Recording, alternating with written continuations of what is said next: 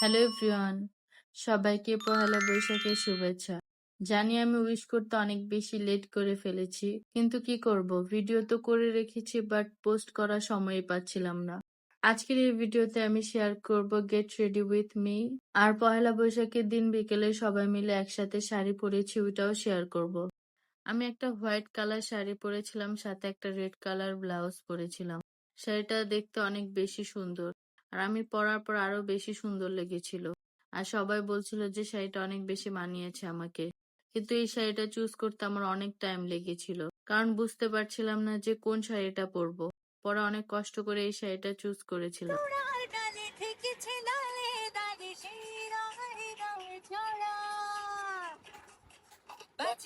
আমার কাছে পহেলা বৈশাখ মানে হলো প্রিয় মানুষদের সাথে আনন্দ করা, ভালো একটা সময় কাটানো, চারপাশে অনেক বেশি কালারফুল থাকবে। এই সব কিছু দেখলেই মনে হয় যে পহেলা বৈশাখ এসেছে।